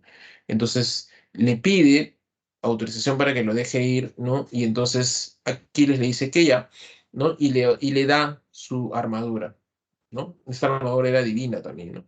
Para que además este, los troyanos piensan que quien ha regresado es Aquiles, ¿no? Entonces retorna con la armadura de Aquiles y Héctor, el de tremolante casco, piensa pues que es Aquiles quien retorna, ¿no? Y se pone a pelear con él y lo mata, ¿no? Lo mata a Aquiles, perdón, a Patroclo. Y la muerte de Patroclo va a originar el retorno de Aquiles a la guerra, ¿ya? Eso es lo que origina. Si te preguntan eso, es el retorno de Aquiles a la guerra. Aquiles retorna y ante el cadáver de Patroclo dice que va a jurar venganza, ¿no? Y con ello, ¿no? Comienza digamos, a pelear con Héctor, el de tremolante casco, y lo va a matar a Héctor con la ayuda de los dioses, ¿no? Al morir Héctor, toma su cadáver, lo amarra al caballo, a sus caballos, ¿no? Y lo arrastra por todo el campo de batalla, ¿no? El rey Príamo, padre de Héctor, va hacia el campamento de Aquiles y le pide por favor que le devuelva el cadáver de su hijo, ¿no? Y entonces le va a devolver, ¿no? Y con ello termina la Ilíada, con los funerales de Héctor. Fin de la Ilíada, ¿no? El tema, la cólera de Aquiles y sus funestas consecuencias, ¿no? Los subtemas, la guerra, los efectos, ¿no? En una guerra nunca hay victoriosos ni vencidos, ¿no? Todos pierden en realidad. la mortalidad del hombre, ¿no? El destino de Troya. Cuando muere Héctor, prácticamente, o sea, ojo que la Ilíada termina con los funerales de Héctor, ¿no? Pero Héctor era la representación de Troya. Al morir su mejor guerrero, prácticamente Troya está destinada a destruirse, ¿no? Eh, Se exaltan las fuerzas humanas, ¿no? Y para Homero la vida es una lucha constante. ¿Sí? Bien, la Odisea.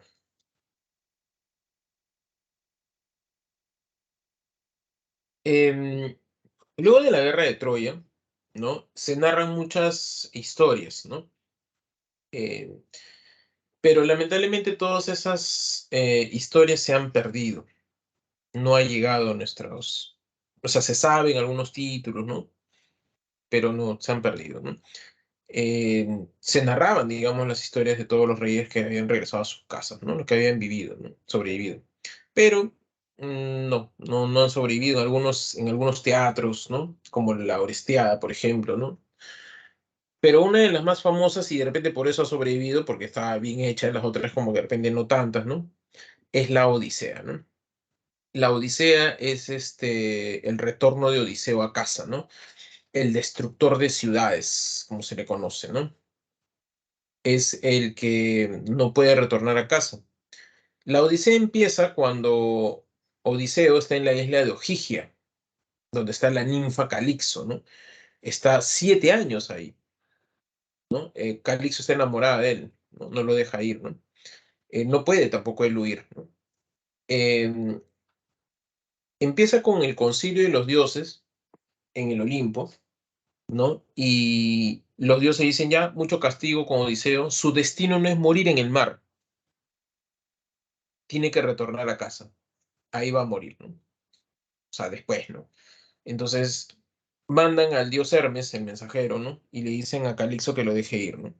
Entonces va donde Calixto y le dice pues que lo deje ir, ¿no? Y Odiseo se marcha, ¿no?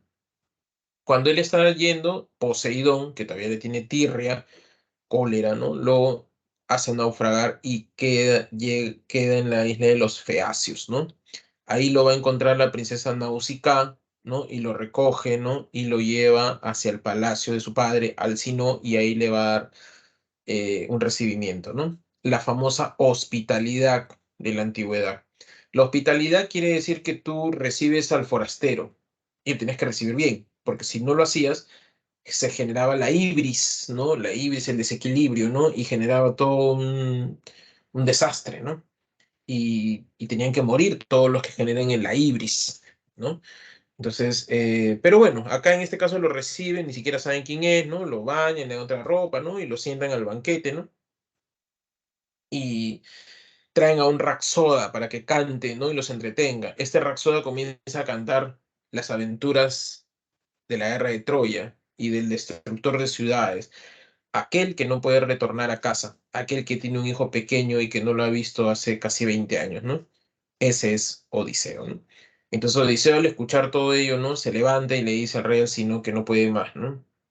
Comienza a llorar y le dice, pues, que él es el destructor de ciudades, Odiseo, el que no puede retornar a casa, ¿no? Estamos ahí y con eso se hace un flashback y, y recuerda todo y nos volvemos a la guerra de Troya, ¿no? Y es ahí donde Odiseo, o sea, en el flashback, ¿no? Donde ha muerto Aquiles, gracias a Paris, el domador de caballos, ¿no? Le tiró un flechazo en el talón y ha muerto Aquiles. No saben qué hacer los griegos y entonces Odiseo, ¿no? Se le ocurre el caballo de Troya, ¿no? Entonces construyen el caballo, que les expliqué, Poseidón ayuda un poco, ¿no? Y hacen entrar al caballo, ¿no? Hacen una gran fiesta los troyanos y ellos salen del caballo y matan a todos los troyanos, ¿no? Y escapa, ¿no? Eneas, ¿no? El héroe que luego va a dar, digamos, pie a la Eneida, ¿no? Escapa Eneas con su padre Anquises, ¿no? Y su hijo Junio Ascanio, ¿no? Este, Luego, ¿no?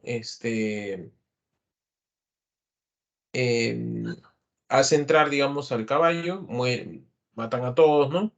Y luego, ¿no? Él, este, em, se ufana, ¿no?, de que ha destruido la ciudad de Troya sin ayuda de los dioses.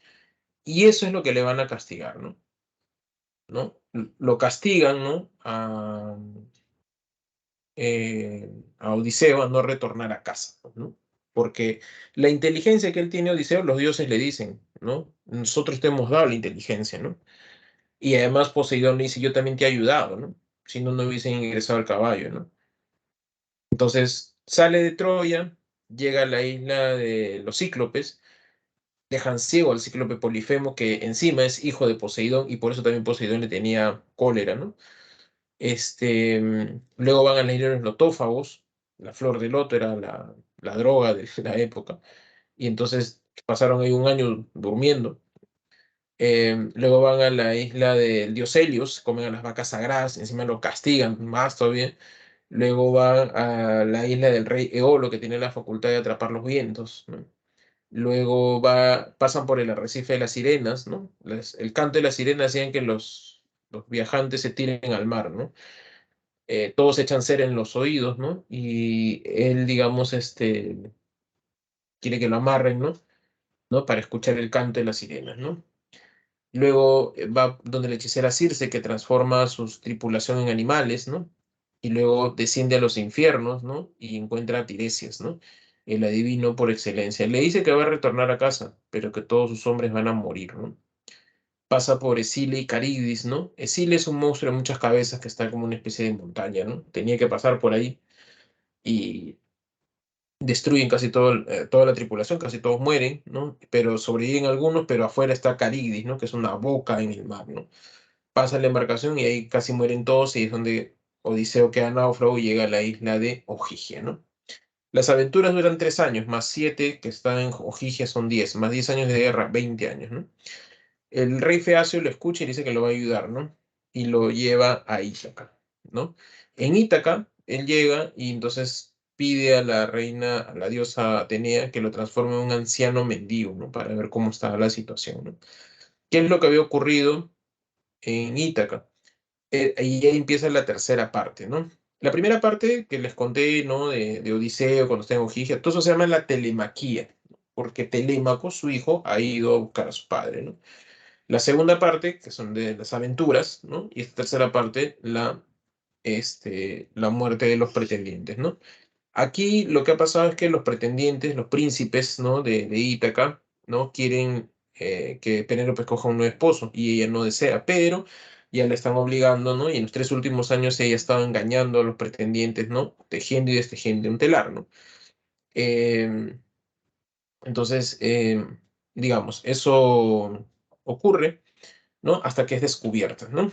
Y justo cuando llega Odiseo, ¿no? Ella ya acorralada, digamos, va a escoger ya un esposo, ¿no? Piensan que Odiseo está muerto, ¿no? Entonces este concurso va a ser, ¿no? Tomar el arco de Odiseo, poner la cuerda al arco, tirar una flecha, pasar por, me parece, 12 aros, colocar en la punta de 12 hachas, ¿no? Y un centro todavía, ¿no? O sea, la flecha tenía que pasar todo eso, ¿no? Cuando Odiseo llega, su perro Argos lo reconoce y se muere. Luego su sirviente Eumeo lo reconoce, le cuenta lo que está pasando, luego su nodriza Euriclea y luego Telémaco, ¿no? Y le cuentan todo lo que está ocurriendo, ¿no? Los pretendientes han transgredido el principio de hospitalidad, han ultrajado a las sirvientas, han querido matar a Telémaco, no saqueado prácticamente los víveres que había en la casa, ¿no? Cuando el mendigo Odiseo llega al palacio, ¿no? Los pretendientes están hartos porque ni siquiera pueden poner la cuerda al arco de Odiseo. Sí, es simple, ¿no? Y digamos, no pueden poner la cuerda y tiran el arco y piensan que es otro engaño de Penélope, ¿no? Entonces, el mendigo Odiseo agarra el arco, pone la cuerda, tira la flecha, pasa por los aros, ¿no? Llega al punto centro, ¿no? Y cuando todos se asombran quién ha sido, voltean, ¿no? Y ven que es Odiseo, como ha llegado a la isla, ¿no? Ya no está convertido en un anciano mendigo, ¿no? Entonces, Odiseo da muerte a todos los pretendientes, ¿no? Penélope duda que sea Odiseo, ¿no? Y le pide una prueba más, ¿no? Que le describa la habitación matrimonial. Es así que Odiseo, como él había construido ese lugar, ¿no? Le describe la habitación matrimonial y con eso Penélope se da cuenta que es Odiseo, ¿no? Y con eso trae la paz también, ¿no? A todo Ítaca. Bien. El tema, la astucia e ingenio del héroe Odiseo. Comentario, la vida es un viaje difícil, ¿no? Y bueno, Odiseo está protegido por Atenea, ¿no? Bien. ¿Alguna pregunta de la Odisea o la Ilíada? Acá hay una pregunta, dice. A ver, perdón, no había visto las preguntas. Blanco como las perlas. Sí, es un símil. Ah, Jackson. Es un símil. Suave cual algodón puede ser. Suave cual algodón. No, el cómo. Puede ser semejante o parecido a también, ¿no? Entonces, así como los espartanos, pero enfocados en la cultura. Ujú. Los espartanos eran militaristas. Eh, gracias, Tirso. Gracias, Vicente. Bien. Vamos a ver ahora los orígenes de la tragedia griega. Ya les dije todo esto, el auge del siglo V antes de Cristo, ¿no? En esa época, ¿no? Los griegos tenían un culto, o sea, un panteón de los dioses griegos, eran politeístas, pues, ¿no? Y cada dios tenía, pues, sus propias, templos, ¿no? Sus propias veneraciones, ¿no? Entonces, con ello, digamos, ¿no? Hay también del culto al dios Dionisos, ¿no? Y Dionisos era el dios del vino, el dios de las cosechas, de las siembras, el dios de la primavera, el dios de la carne, el dios del placer, el dios de muchas cosas. Entonces, el culto al dios Dionisios tenía unos sacerdotes que se llamaban bacantes, y estos realizaban bacanales, ¿no? Em, ¿En qué consistían en las bacanales? Orgías sexuales colectivas, ¿no? En eso consistía, ¿no? La moral griega es muy distinta a la moral que tenemos en la actualidad, ¿no? Era permitido todo. El problema radica, y por eso la prohibición del culto al dios Dionisios, es que la gente se entretenía y malograba la economía. Recuerden que los griegos eran aristócratas y no trabajaban, pero iban, digamos, a supervisar al administrador, ¿no? Para que digamos, trabaje con los esclavos, ¿no? Supervise a los esclavos, ¿no? Pero ya como estos paraban entretenidos en los templos de Dioniso, ya no iban tampoco a ver al supervisor y el supervisor tampoco hacía buen trabajo, entonces comenzó a malograrse las cosechas, ¿no? Y la economía comenzó a bajar, ¿no? Entonces ya se prohíbe, pues, ¿no? No están, la economía está desmejorando, ¿no? Entonces comienzan a irse, digamos, los prohíben, ¿no? Y se van afuera de Atenas, en los bosques griegos, ¿no? Y en los bosques peor, pues, o sea, si antes, digamos, está en la misma ciudad, ¿no? Imagínate, ¿no? O sea, iban a comprar pan y se metían al templo, ¿no? Y de ahí salían y se iban a su casa, ¿no? Pero en este caso se iban, hacían su peregrinación, se iban hasta afuera, ¿no? Como 2, 3 horas, ¿no? Para irse a los bosques, ¿no? Y eso generaba, pues, mayor desabastecimiento, menos supervisión, la economía se fue malogrando peor, ¿no? Hasta que Pericles decide retornar el culto de Dionisios a la ciudad, pero de otra manera, un corte más religioso, más como una festividad, y lo pone como una festividad oficial realizada durante una semana, pero le quita ese aspecto orgiástico, ¿no? Y solamente viene a ser como un espectáculo, ¿no? ¿Qué se realizaba en los bosques? Los, los vacantes, ¿no? Se ponían alrededor, se ponían en círculo, como ves ahí en la imagen, ¿no? Y ellos comenzaban a cantar, danzar, tomaban licor, el vino de los dioses, ¿no? Comían flor de loto, que era la droga de esa época, ¿no? Y comenzaban a danzar y todo ese tipo de cosas, ¿no? Entonces ellos, digamos, ¿no? Traían al macho cabrío, ¿no? El hijo de la cabra, el crío de la cabra, y lo ponen ahí en medio, y como están todos borrachos, drogados, ¿no? Veían de que el Olimpo, el cielo se abría y descendía Dionisio y se encarnaba en el macho cabrío, y este cobraba una forma humana, digamos, ¿no? O sea, mitad cuerpo de chivo, mitad cuerpo de hombre, ¿no? Y comenzaban a danzar, a cantar y a fornicar con el macho cabrío, ¿no? Eso, digamos, era lo que se hacía en las bacanales en los bosques, ¿no? Eh, an- antes de hacer eso, comenzaban a hacer ditirambos. ¿Qué es un ditirambo? Un ditirambo es un canto coral. ¿Qué es un canto coral? Un canto del coro, un canto grupal, un canto colectivo, ¿no? Así como el coro de una iglesia que comienzan a cantar, así, o el coro de una orquesta, ya lo mismo es un canto coral, corálico, de coro, ¿no? Comienzan a cantar, digamos, ¿no? En colectivo, ¿no? Entonces, se originan las tragedias por el culto al dios Dionisio y por los ditirambos, el canto al dios Dionisio. Y todo eso espectáculo se le comienza a llamar tragedia porque tragedia en la Grecia antigua significa canto al macho cabrío, ¿no? Porque recuerden que traían al crío de la cabra, ¿no? Este, cuando Pericles lo retorna a la ciudad, ¿no? Construye un anfiteatro, que aquí lo van a ver, ¿no? Construye así un anfiteatro semicircular, ¿no? Y en la mitad, en el escenario, digamos, perdón, en la orquesta se colocaba el coro y en el escenario estaba el corifeo, ¿no?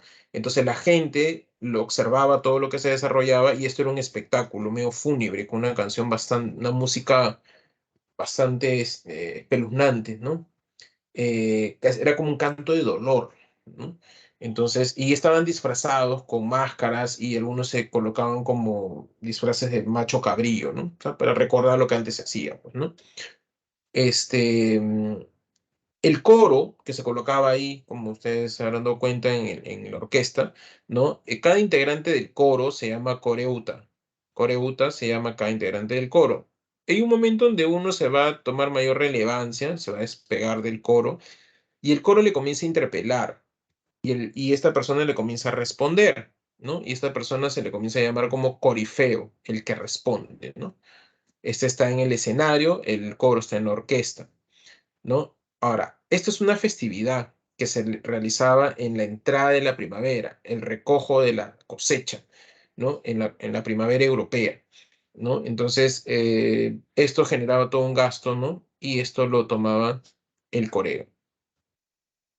El Corega es quien financia todo eso, ¿no? Están en pleno auge en el siglo V, ¿no? Y entonces se utilizan máscaras, disfraces, ¿no?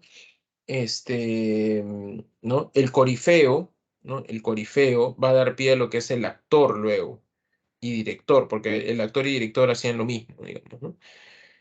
En esta plataforma se desarrollaba el teatro y Aristóteles comienza a estudiar, digamos, el fenómeno de la tragedia, ¿no? ¿No? Una característica de la tragedia es que las mujeres no participaban, ¿no? O sea, no había actrices, en pocas palabras, ¿no? Lo que había era personajes femeninos. O sea, está Clitemnestra, Yocasta, Electra. ¿Y quiénes hacían eso? Los hombres. Los hombres hacían de los papeles femeninos, ¿no? O sea, no había actrices, ¿no? Aristóteles, ya les comenté que lo estudia en la poética, ¿no? Y dice que la finalidad de la tragedia es la catarsis, que es la purificación del alma, ¿no? Provocado por la compasión y el miedo hacia el espectador. Lo que pasa es que nuestra situación ha cambiado, ¿no? Tú vas a ver hoy día no sé, Edipo Rey, ves Edipo Rey, pero no te genera nada. Sí, no te genera nada, ¿no? O sea, tú ves que es una ficción, pues, ¿no? Ni siquiera hay coro, ¿no? En cambio, en esa época, los griegos concebían de que ver la tragedia era la restauración del tiempo mítico. O sea, en pocas palabras, era que volvían a nacer, a reencarnarse los personajes. El tiempo antiguo volvía a restaurarse dentro de él. Entonces, lo que ellos veían no era ficción, veían como algo de verdadero. O sea, que otra vez los héroes volvían a la vida, ¿no? Y eran tan fatales su destino que volvían a la vida y se volvía a cumplir su destino. Eran fatalistas, o sea, por más que volvían a la vida cada cierto tiempo, igual iban, no podían despejarse de ese destino, igual iban a cumplir. Entonces, eso, digamos, tú ves al héroe, a Edipo, que cobra vida, ¿no? Y de pronto ves que te da compasión, ¿no? O sea, porque por más que él trate de evitar, siempre va a caer en lo mismo y a la vez te da miedo también que a ti también te ocurra lo mismo, ¿no? Esa tensión entre compasión y miedo genera una super tensión y cuando se termina todo, se libera esa tensión y te purifica el alma, ¿no? Eso, digamos, es la finalidad, la catarsis. Bien, encontramos ahí a Sófocles, ¿no? En primer lugar, creo que hay que mencionar a Esquilo, ¿no? Esquilo es el padre de la tragedia griega, ¿no? ¿Por qué? Lo que pasa es que ya les había mencionado que cuando Pericles hace retornar, ¿no?, el culto de la tragedia, es prácticamente es un musical, es música y danza, ¿no? Música y danza, ¿no? Y digamos, es, es un espectáculo, digamos, eh, donde hay mucha relevancia, digamos, al canto, ¿no? En un momento comienzan a hacerse certámenes de las tragedias, ¿no? Y el que gana el primer certamen es Esquilo. ¿Cómo hace esto? Lo que pasa es que él construye la tragedia que conocemos en la actualidad, o sea, un teatro.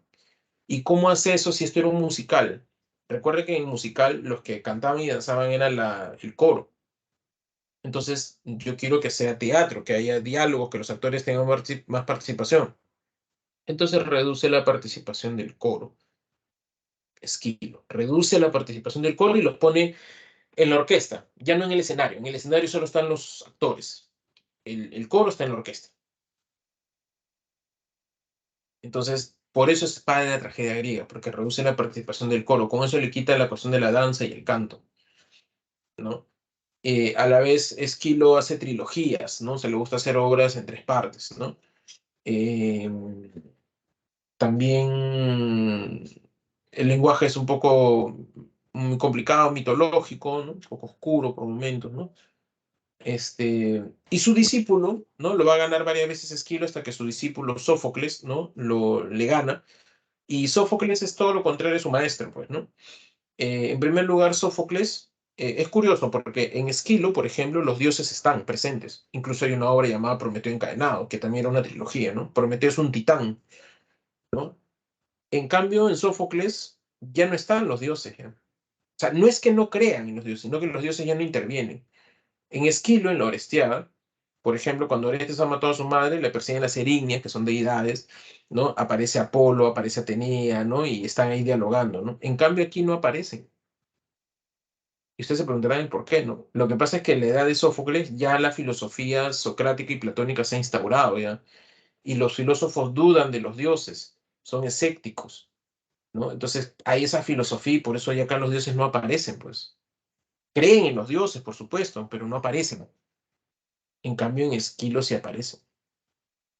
Pero bueno, por ende, al no estar los dioses, hay una profundización humana del carácter de los personajes, ¿no? O sea, los personajes son más humanos en ese aspecto, ¿no? Le da mayor importancia a los seres humanos, ¿no? Él le gustaba hacer dramas aislados. ¿Qué quiere decir esto? Un solo acto. En cambio, en el caso de Esquilo, le gustaba hacer tres actos, trilogías, ¿no? Acá un solo acto. Dice mayor acción dramática. ¿Esto qué quiere decir? Mayor suspenso, ¿sí? Mayor suspenso. Este, y aumenta a tres los actores, ¿no? O sea, a más de dos, ¿no? O sea, tres, ¿no? Bien. Edipo Rey. Género épico, especie de tragedia, ¿no? En Edipo Rey, ¿no? La obra empieza cuando una peste asola Tebas, ¿no? El pueblo ha llegado a Tebas, ¿no? O sea, al palacio, perdón, de Edipo, en Tebas, ¿no? Y le dice que tiene que descubrir al culpable por la peste que ha aparecido. En la antigüedad, las personas creían, pues, que si asola una peste era porque alguien estaba provocando eso, ¿no? Entonces Edipo manda a su cuñado Creonte a descubrir, ¿no? Quién es el culpable. Entonces, ¿a dónde lo manda? Al oráculo de Delfos. Te explico un poco, porque eso no está en la trama, ¿no? En el oráculo de Delfos es el palacio de Apolo, ¿no? El oráculo de Delfos era una sacerdotisa, la sacerdotisa de Iftia, ¿no? Bueno, según las descripciones, ¿no? Y además porque las ruinas que han sobrevivido, la sacerdotisa estaba encima de, digamos, de un pozo, ¿no? Ahí estaba ella, ¿no? Y debajo habían hierbas alucinógenas, ¿no? O sea, imagínate que todo el día está aspirando eso, está totalmente drogado prácticamente, ¿no? Entonces, cuando tú ibas, digamos, a pedir, ¿no? Que una predicción, cuál es tu destino, etcétera, abría una ventana y entraba, digamos, supuestamente Apolo se encarnaba en esta persona que está totalmente drogada, ¿no? Y te daba predicciones, ¿no? Eso es el oráculo de Delfos, ¿no? Entonces, bueno, Creonte va al oráculo de Delfos y retorna, ¿no? Cuando retorna, le dice, pues, a Edipo que el oráculo le ha dicho que el culpable está en palacio. ¿Quién vive en palacio? ¿Y quién vive en palacio? Edipo, ¿no? Con Yocasta, ¿no? Pero prácticamente eso a él está diciendo, pues, ¿no? Entonces no cree y cree que su cuñado está confabulando para derrocarlo, ¿no? Entonces le dice que traiga al adivino por excelencia, Tiresias, ¿no? Que había aparecido en la Odisea. Entonces trae Creonte a Tiresias y le pregunta nuevamente este Edipo, ¿no? Y Tiresias le dice lo mismo que el oráculo, ¿no? El culpable está en palacio, pero no lo busque, porque la verdad puede ser fatal, ¿no? Edipo cree que Tiresias está confabulando con Creonte para derrocarlo, ¿no? Entonces dice, pero dime quién es el culpable. Dice, no te voy a decir, si ya tú lo sabes, pero no lo quieres ver. Dice. Entonces lo que hace simplemente es decirle, bueno, lo amenaza con matarlo, ¿no? A Tiresias y le dice, ¿me vas a decir o no? Ya está bien. El culpable eres tú, ¿no?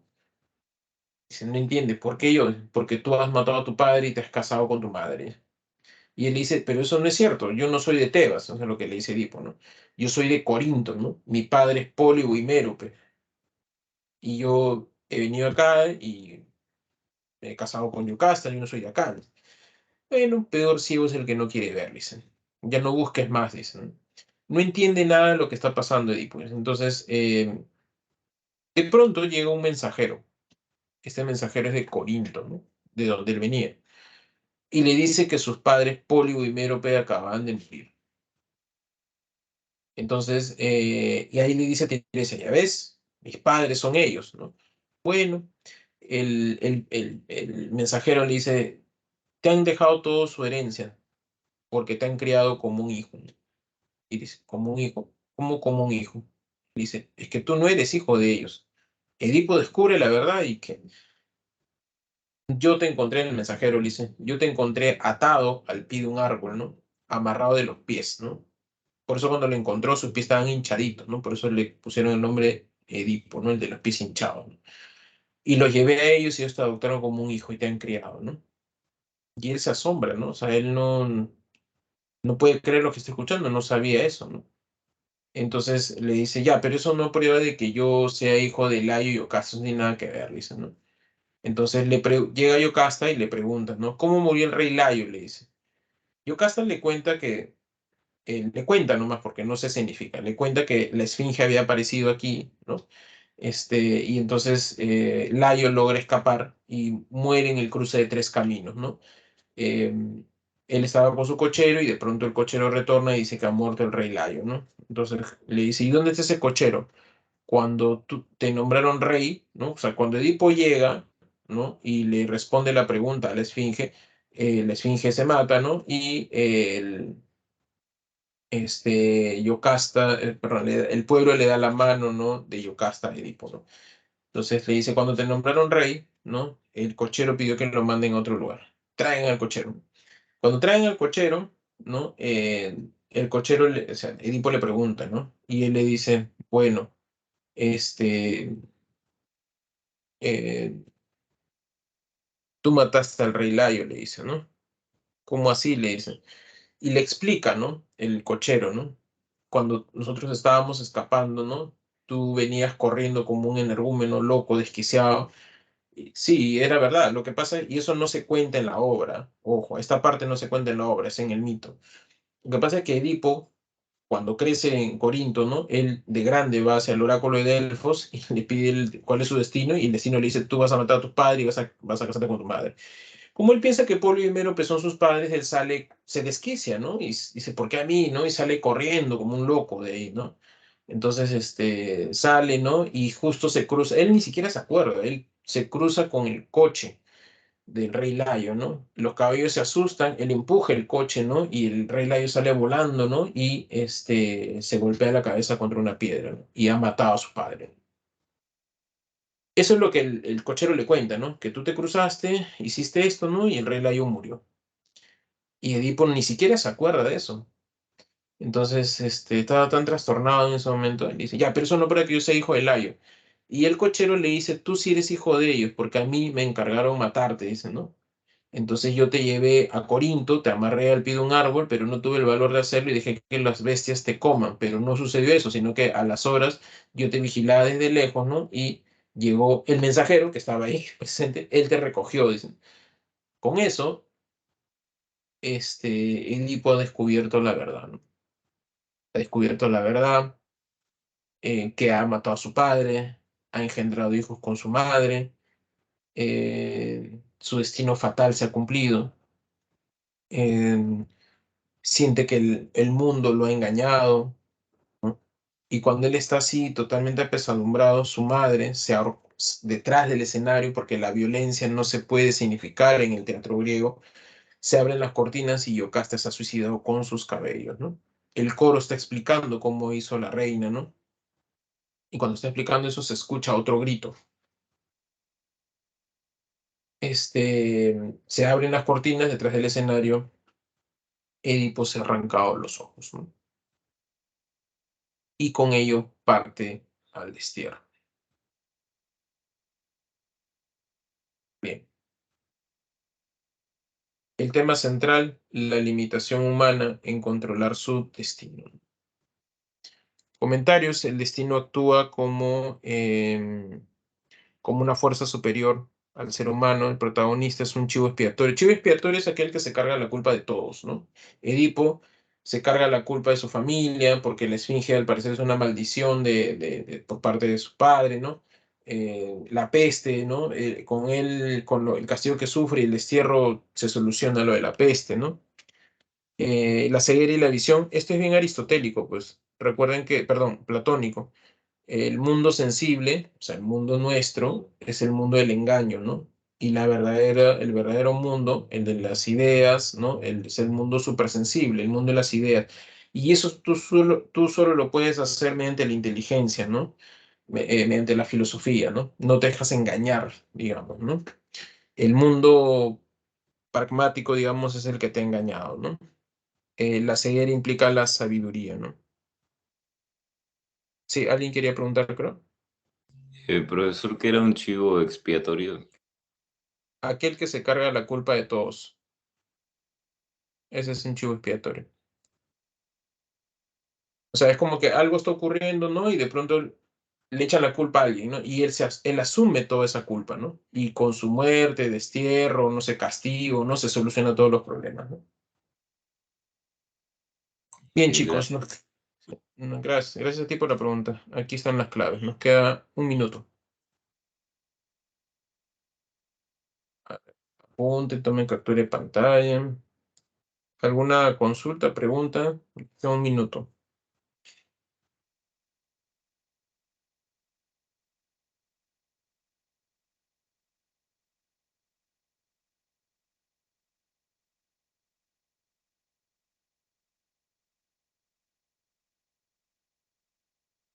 Muy bien, chicos y chicas. Muchísimas gracias.